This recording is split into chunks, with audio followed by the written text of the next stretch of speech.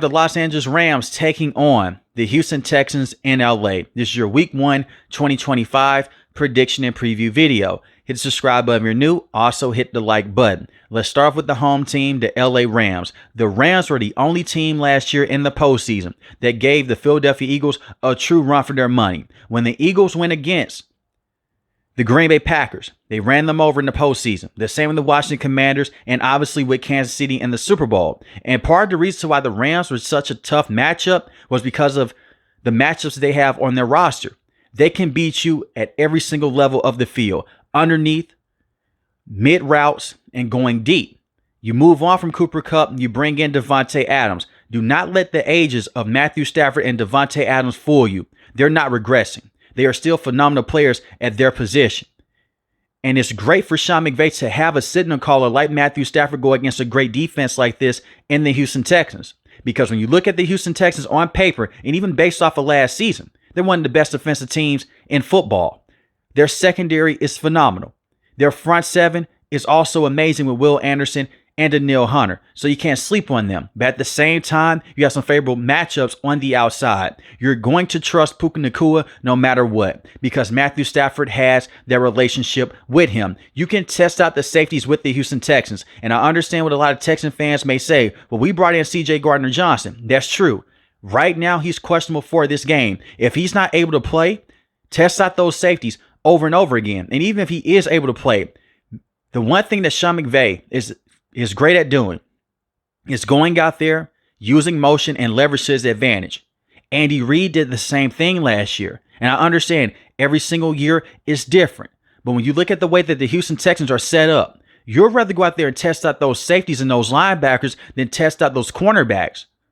When you have someone like Kamari Lassiter, who had a very good season last year as a rookie, and Derek Stingley Jr., who's one of the best cornerbacks in football, you don't want to test those cornerbacks on the outside. You want to beat the Houston Texans up the seams. And that's what the Kansas City Chiefs did last year in the postseason, also in the regular season. So be on the lookout for that. And Matthew Stafford still has one of the best arms in football. In order for all of this to work, Sean McVay has to stack wide receivers, extended handoffs. He did a phenomenal job in terms of just putting Puka Nacua next to Cooper Kupp in certain formations. And you may ask yourself, why would he do that? He gets the football off to Cooper Kupp in a screen play. Puka Nacua is an amazing blocker. He has extra space up front to get some wiggle room, and it opens up the run game.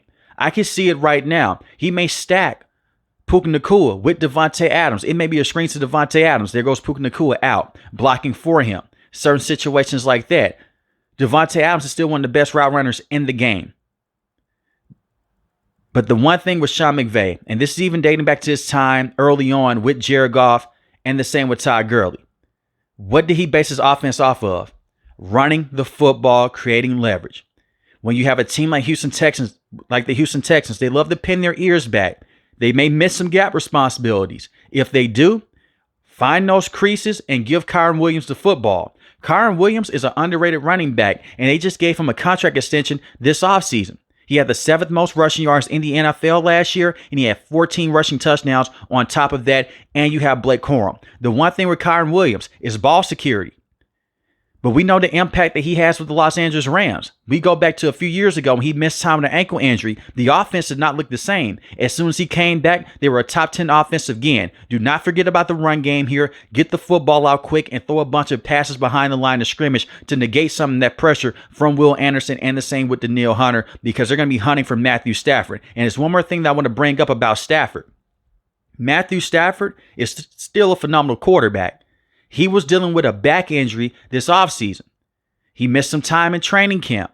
He's missed some practices because of this back injury. This is why you have to keep him upright.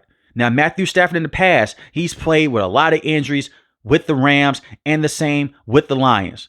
But he's getting older. Be on lookout for that. Right now, he's fully healthy from that back injury, but we'll see how he looks in week 1 when the Houston Texans hit him a couple of times. But be on lookout for that. And this offensive line, they're strong. You have a Lark Jackson at the left tackle position. As of right now, he's listed as questionable. 5 days ago, Sean McVay said that he expects for him to play on the field week 1. So he should be fine. Steve Avila has been a phenomenal interior offensive lineman playing the left guard position. Kevin Dotson is a strong right guard to have, and Big Rob is still holding things down at the right tackle position. Get the football out quick and target out those playmakers up the seams with Davante Adams, and the same with Puka Nacua. And Puka Nacua going straight down the middle of the field, even if C.J. Gardner-Johnson is fully healthy. And that's just a respect thing with the Houston Texans. And test out those linebackers underneath with those crossing patterns and those end cuts, and you should be okay on the offensive end. But you'll always rather have a veteran signal caller that has proven that he can go against top-tier defenses in the past when you go against a defense like the Houston Texans. The defense here with the LA Rams, they were phenomenal on the back half of last season in terms of getting to the passer. Look at what they did against the Minnesota Vikings and Sam Darnold. They forced them to hold on to the football for a very long time because of strong secondary play, but that front seven was getting home. This is pretty much a brand new offensive line unit for the Texans. You have Jared Verse, Defensive Rookie of the Year last year. That pressure rate was very high, and he was able to get to the quarterback on a consistent basis. You have Byron Young. He's a slept-on player, and you have Kobe Turner and Braden Fisk. All four of those players can generate pressure at a high clip. The one thing that held the Los Angeles Rams, back last year was their run defense and lack of gap responsibility. And that's going to happen because you have so many young players. But hopefully they have worked on that in training camp and this entire offseason process. You have to be better against the run. Joe Mixon is out for this matchup dealing with a foot injury. But at the same time, they have Nick Chubb. Nick Chubb is still a very good veteran to have. He's a very good power back.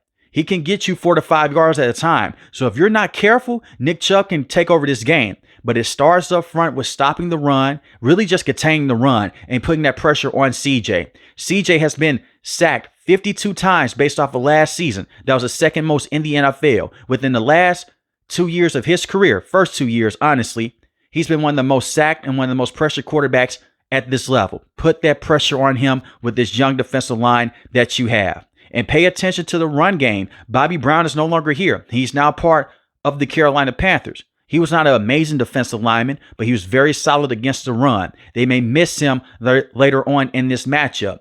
And the brand new offensive play caller with the Houston Texans is Nick Calley. He's the former pass game coordinator with Sean McVay. So I'm pretty sure he knows the type of plays that he's going to want to run because he came from his coaching tree. But just pay attention to that. And the same with the defensive backs with the LA Rams. Ahkello Witherspoon, Kobe Durant, and Darius Williams, they're going to have their work cut out for them on the back end of this defense, dealing with a superstar player in Nico Collins, and the same with Christian Kirk, because Christian Kirk, he can be a very good deep threat. His hands are questionable here and there, but he could take the top off this defense if you aren't careful. So take account for his speed and his route running, and just take away Nico Collins at all costs. But put that pressure on CJ and force the Houston Texans to be in an uncomfortable situation. You really want the Houston Texans to be playing from behind the entire game, because if they're not, they'll pin their ears back and D'Amico Ryans to dial up that blitz, and now you're playing at their mercy. And that's the type of football that the Houston Texans love to play. Now let's talk about the Texans here. The Houston Texans, brand new offensive line, like I mentioned before. You no longer have Laramie Tunsil. You traded him to the Washington Commanders. This is the one thing that I want to say early on when we talk about the offensive portion here with Houston.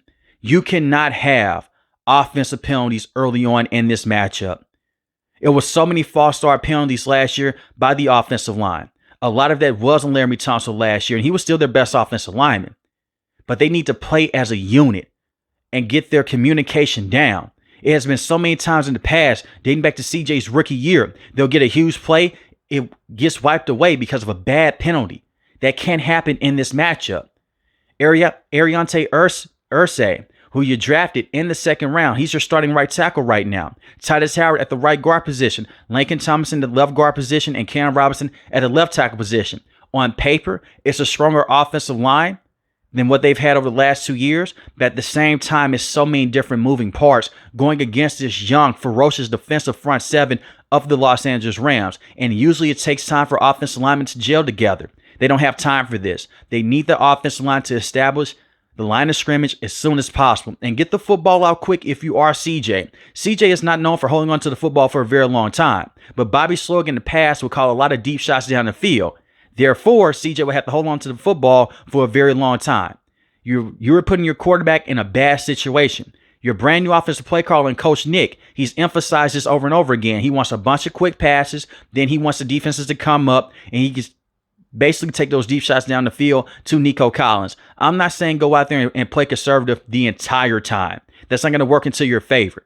You're going to have to take some deep shots down the field, especially if you're down by 2 possessions. But don't go out there every single drive and call a deep bomb. And that's the one thing that hurt them last year. And get other playmakers involved. That's what Bobby Slowick failed at doing last year when you had Nico Collins, Stephon Diggs, and Tank Dell. They were so Nico Collins dependent. You now bring in Christian Kirk. Give him the football in space. He's a speedy wide receiver. You drafted 2 wide receivers in the NFL draft, and Jalen Noel, and the same with Jaden Higgins. Jaden Higgins has had a strong training camp and a strong preseason. Get him the football. He's basically Nico Collins 2.0. You have to find other weapons outside of Nico Collins, and the same with Dalton Schultz, to go out there and help you out in this matchup. But get the football out quick. And it comes down to the offensive line protection up front with CJ. And CJ is still one of the best quarterbacks in football. So many people are saying last year was a sophomore slump. If you just paid attention to the Houston Texans, that was not entirely true. You had so many injuries with this team. Stephon Diggs, he went down to ACL injury. Nico Collins, he went down to hamstring injury. He missed a significant amount of time. So your number 1 wide receiver at that point in time was Tank Dell. Then he went down late in the year dealing with a knee injury. He's going to miss all this upcoming season. But you still have more depth at the wide receiving position and hopefully a better offensive line. Now, them mixing Joe Mixon, that is going to hurt. I wish that he was able to play in this game. He's going to miss a lot of time this season from all the reports I'm seeing because he's dealing with that foot injury. But you brought in Nick Chubb. Nick Chubb is coming off a down year with the Cleveland Browns. He's been dealing with some injuries over the last few years. He hurt his knee against the Steelers a few years ago, broke his foot last year. But like I mentioned, Nick Chubb still has some juice left in that tank. He is a true power back that you would want on your roster. Outside of him, I would look at a running back like Woody Marks, get him the football and some screen plays, get him involved. You do have Dameon Pierce, but Dameon Pierce doesn't have the juice in open field, even though he has had some kick returns on special teams. He hasn't been that same power back since his rookie season. So can you get the most out of him in this brand new system with Coach Nick? But they're going to run that running back room through Nick Chubb, and we'll see what happens. But the wide receiving position, you're set. You have a lot of weapons on the outside, and you can get away with a lot of shots down the field with the weaker secondary of the Los Angeles Rams. And hey, maybe they'll prove me wrong, but I'm just basing that off of what happened last year. And when you have a premier quarterback like CJ, and the same with Matthew Stafford, you trust those quarterbacks to go out there and to make the right play every single time. And even with bad offensive line protection, we've seen CJ escape pressure and go out there, step up inside the pocket and deliver some nice throws to Nico Collins. But this is how the offense should work, in my opinion. You go to Nico, Christian Kirk, get the run game going, the offensive line protection, if it is there, take those deep shots down the field to keep the Los Angeles Rams honest. And this is one thing that we saw Josh Allen do last year when they went against the LA Rams. But it really comes down to the offensive line protection and the new play calls by Coach Nick. Now, defensively, this is where the Houston Texans hang their hat on. Like I mentioned earlier in this video, they got even better in the offseason with their defense. When they went against Kansas City last year, they tested out those safeties in coverage. They tested out those linebackers. You bring in C.J. Gardner-Johnson. He's questionable right now. He did not tear his ACL. That was an early report that was confirmed not to be true. If he can't play in this matchup, it's not the end of the world. But you will want him in this game because he's a very good playmaking safety.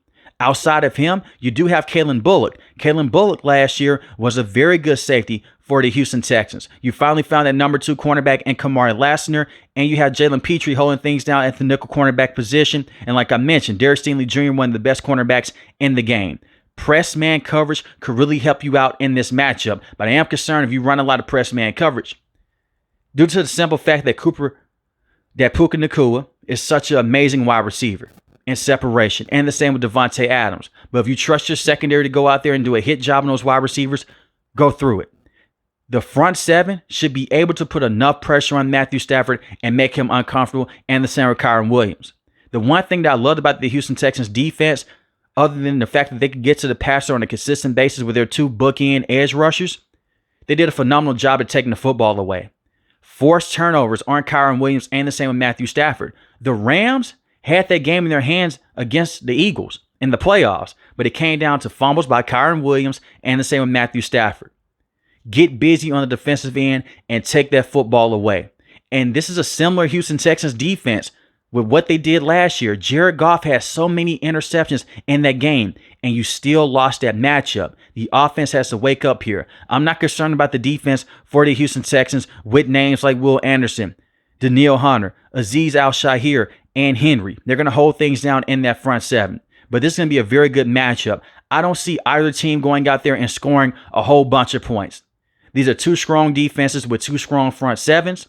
But I do have the LA Rams winning this game, 24-21. But let me know in the comment section below, who do you have taking this game? The Houston Texans or the LA Rams? If you're new to the channel, hit the subscribe button. If you like the video, hit the like button. Most importantly, want each and every last one of you guys stay safe, stay positive. Thanks for the video, guys. God bless.